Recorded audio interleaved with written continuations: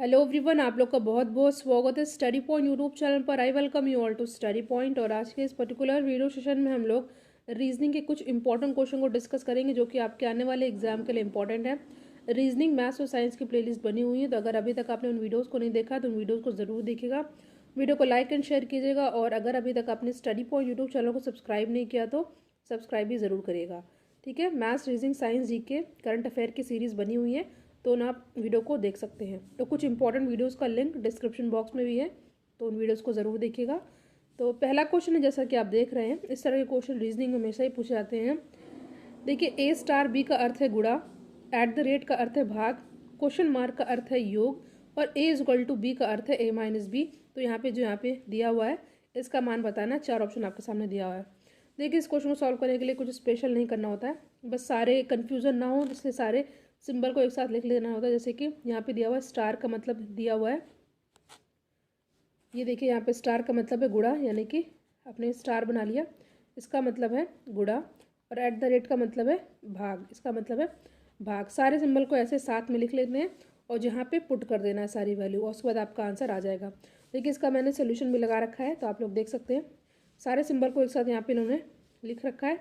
उसके बाद जो इक्वेशन दिया हुआ था अकॉर्डिंग टू क्वेश्चन, यहाँ पे सभी वैल्यूज़ को पुट कर देना है और आपको इसमें आंसर आ जाएगा। देखिए, इसमें ज़्यादा स्पेशल नहीं करना था, इसलिए क्वेश्चन को मैंने ज़्यादा टाइम नहीं दिया।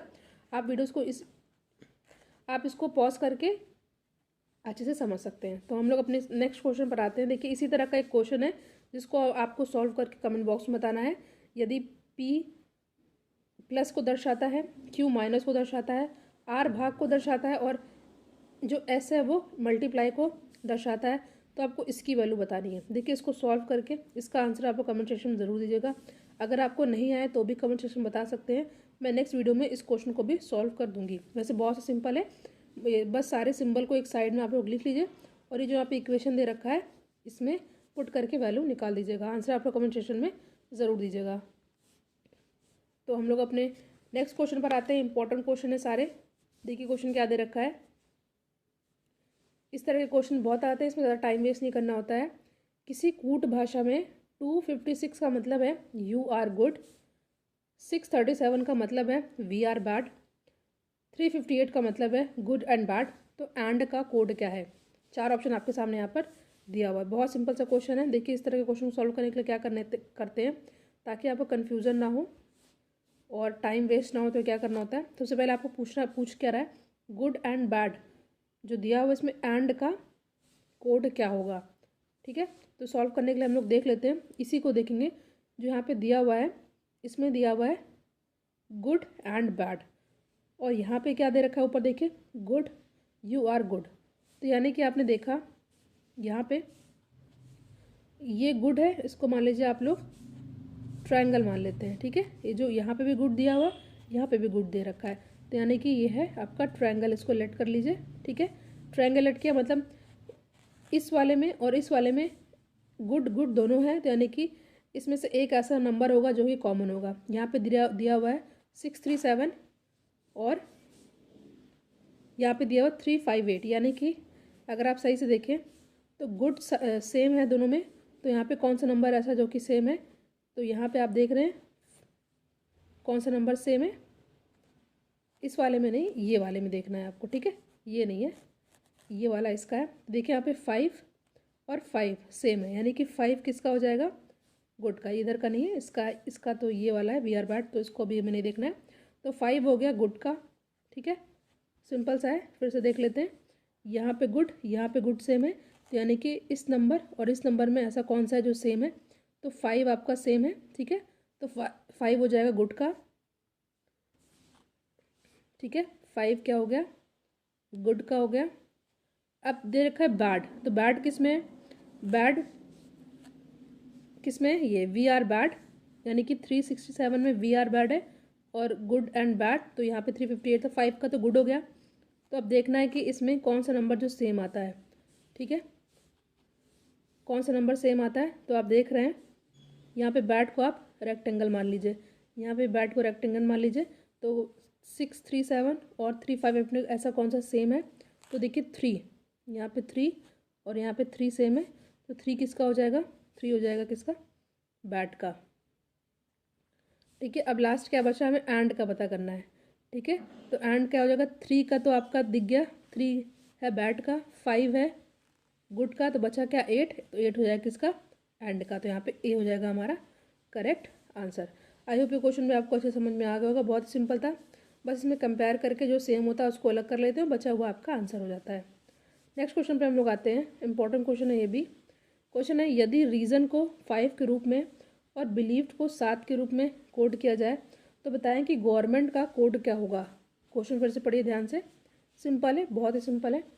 यदि रीज़न को 5 के रूप में और बिलीव्ड को 7 के रूप में दिया जाए, कोड किया जाए, तो गवर्नमेंट का कोड क्या होगा। देखिए सबसे पहले आप देख रहे हैं यहाँ पे रीज़न दे रखा है, इसमें कितने अल्फ़ाबेट हैं, 1 2 3 4 5 6। फिर से देखिए 1 2 3 4 5 6, बट यहाँ पे दिया हुआ है 5, यानी कि 6 माइनस 1 बराबर 5। अब नेक्स्ट वाला हम लोग देखते हैं क्या दे रखा है, बिलीव्ड का 1 2 3 4 5 6 7 8, तो यहाँ पे 7 दे रखा है, यानी कि 8 माइनस 1। ठीक है, अब इसी तरह हमें देखना है नेक्स्ट वाला जो पूछा है गवर्नमेंट का, तो गवर्नमेंट में क्या दे रखा है, कितने अल्फ़ाबेट है, 1 2 3 4 5 6 7 8 9 10, यानी कि 10 दे रखा है, यानी कि 10 माइनस 1 करना होगा, तो हो जाएगा हमारा 9 आंसर, जो कि किस ऑप्शन में हमारा दे रखा है, ये दे रखा है ऑप्शन ए में। तो यहाँ पे ऑप्शन ए हो जाएगा हमारा करेक्ट आंसर। देखिए इस तरह के क्वेश्चन में कुछ नहीं करना होता है, बस आपको थोड़ा सा दिमाग लगाना है, प्लस माइनस करके आंसर आ जाएगा। ठीक है, सिंपल सा क्वेश्चन था, जितने अल्फ़ाबेट दिए थे उसमें से -1 कर देना था, जितने अल्फ़ाबेट दिए थे -1 कर देना था, जितने अल्फ़ाबेट दिए थे -1 कर देना, तो ए हो जाएगा यहाँ पे हमारा सही आंसर। ठीक है, नेक्स्ट क्वेश्चन पे हम लोग आते हैं, नीचे दिए गए विकल्पों में से भिन्न पद ज्ञात करना है। ठीक है, ये दिया हुआ AEC, PTR, FJM और KPM, आपको बताना है कि इनमें से ऐसा कौन सा है जो कि तीनों से अलग है। सबसे पहले हम लोग देखते हैं क्या कैसे यहाँ पे पैटर्न कौन सा फॉलो हुआ है। देखिए ध्यान से देखने पता चलता है कि ए के बाद बी आता है, मगर बी के बाद यहाँ पे सी दे रखा है। ठीक है, +1 किया गया ऊपर, और सी के बाद डी आता है, मगर डी के बाद यहाँ पे क्या किया गया, ई है, यानी कि एक एक का गैप है। इधर वाले में हम लोग जाएंगे तो एक का गैप हुआ, बी की जगह सी है, और सी के बाद डी आता है, मगर डी के बाद यहाँ पे ई है। यहाँ पे तो ये पैटर्न फॉलो हो रहा है। नेक्स्ट वाला हम लोग देखते हैं क्या होगा, OPQR, पी के बाद क्यू आता है, क्यू के बाद आर है, ऊपर वाला तो पैटर्न फॉलो हो गया। नीचे वाला देखना है, आर के बाद एस आता है, मगर एस के बाद क्या है, टी है, तो ये दोनों तो सेम हो गया। इसी तरह हमें नेक्स्ट देखना है, नेक्स्ट देखना है क्या देखा है, यहाँ पे दे रखा है एफ। ठीक है, एफ के बाद जी आता है, मगर जी के बाद एच दे रखा है, ये ऊपर वाला पैटर्न तो सही हो गया। अब एच के बाद आई आता है, आई के मगर यहाँ पे जे दे रखा है, ये भी एक का गैप हो रहा है, यहाँ पे भी सही है, तो ये तीनों तो सेम हो गए। तो बचा अपने आप से ही डी वाला हमारा आंसर सही हो जाएगा। चाहे तो हम लोग उसको चेक कर सकते हैं, कैसे, देखिए ABCDEFGHIJKLM, देखिए ऊपर वाला तो सही जा रहा है, मगर क्या हमारा यहाँ के बाद सही जा रहा है कि नहीं, एम के बाद एन आता है, एन के बाद ओ आता है, यहाँ पे ओ होना चाहिए था, मगर यहाँ पे पी है, तो यहाँ पे जो डी वाला है वो हमारा भिन्न है। ठीक है, आई होप ये क्वेश्चन भी आपको समझ में आ गया होगा, ऑप्शन डी हो जाएगा यहाँ पे हमारा सही आंसर। कुछ नहीं करना है, ऊपर वाले में +1 किया गया है, इसी के साथ भी +1 किया गया है, इसमें भी सेम किया गया है +1, यहाँ पे भी +1, यहाँ पे भी +1, फिर यहाँ पे +1, मगर यहाँ पे +1 है, मगर यहाँ पे +1 नहीं है, इसलिए डी वाला जो है अलग है। तो आई होप ये क्वेश्चन भी आपको बहुत अच्छे से समझ में आ गया होगा। नेक्स्ट क्वेश्चन पर आते हैं। क्वेश्चन है, नीचे दी गई श्रृंखला में अगला संख्या क्या होगा, 5 10 7 या 8। सिंपल सा क्वेश्चन, देखिए पैटर्न का क्वेश्चन है, सीरीज का क्वेश्चन है, तो सीरीज का क्वेश्चन में ज़्यादा प्रैक्टिस करनी होती है, और प्रैक्टिस से हमें सारे क्वेश्चन सॉल्व हो जाते हैं। तो क्या दे रखा है आपका, क्या सॉल्व करना होगा, यहाँ पे दे रखा है 2 7 9 3 8 11 4 9 13।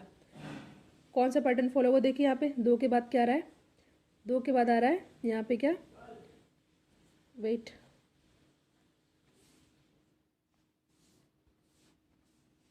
देखिए 2 के बाद यहाँ पे अगर हम देखें, यहाँ पे आ रहा है 4, 3 आ रहा है, सॉरी 2 के बाद क्या आ रहा है 3, फिर 2 के गैप के बाद यहाँ पे आ रहा है 4, फिर 4 के बाद 2 के बाद यहाँ पे आएगा 5, यहाँ पे 5 हो जाएगा हमारा करेक्ट आंसर।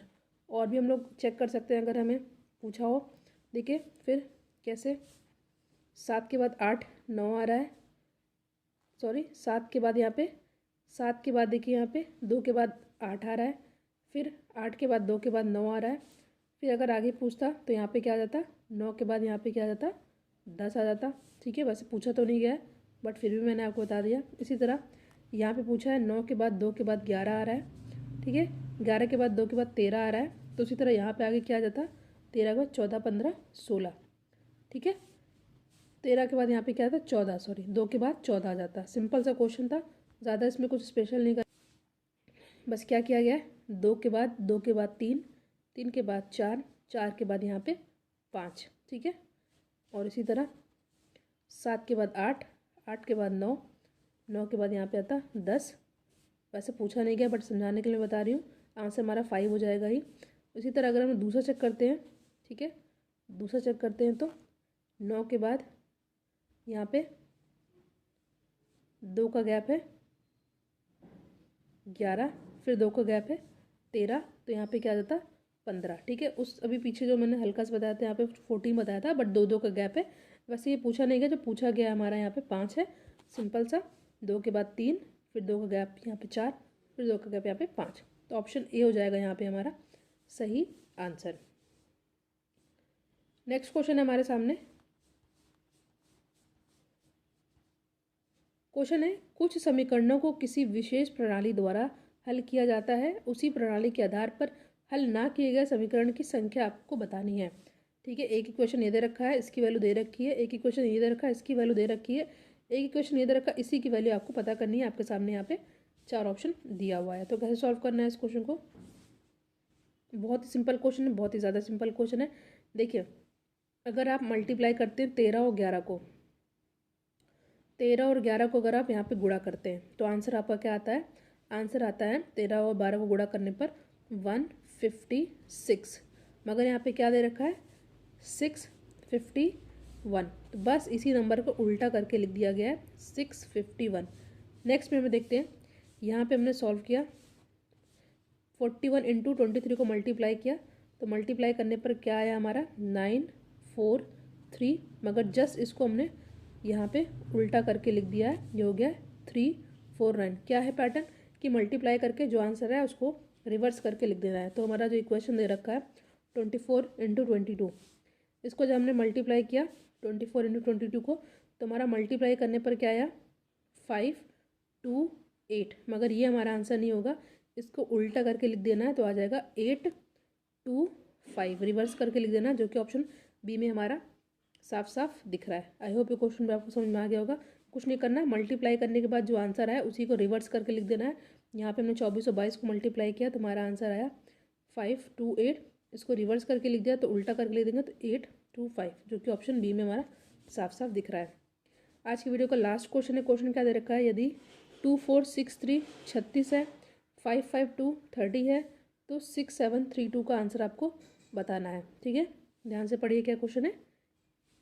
2563 36 है, 5552 30 है, 6732 का आपको आंसर बताना। 4 ऑप्शन आपके सामने दिया हुआ है। अगर आप इस क्वेश्चन को ध्यान से देखते हैं, क्या दे रखा है, 2463 is equal to 36, 5552 is equal to 30, 6732 is equal to question mark.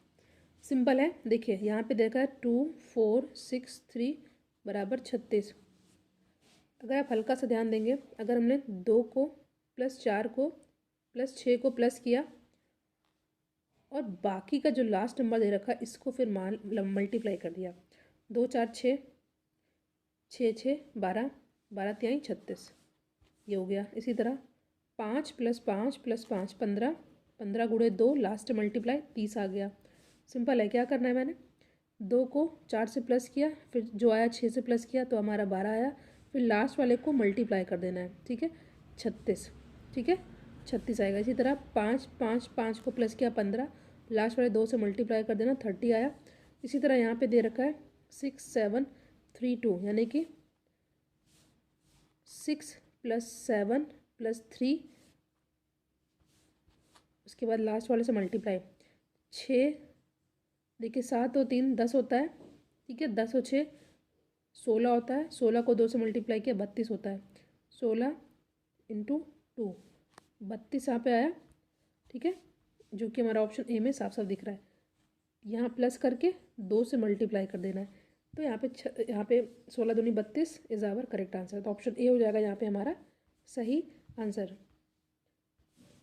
तो यहाँ पे हमने कुछ इंपॉर्टेंट रीजनिंग के क्वेश्चन को डिस्कस किया जो कि आपके आने वाले एग्जाम के लिए इंपॉर्टेंट है। जो क्वेश्चन मैंने आपसे पूछा था उसका आंसर आप कमेंट सेक्शन में ज़रूर दीजिएगा। सेकंड क्वेश्चन आपसे मैंने पूछा था। Thank you so much for watching. Thank you.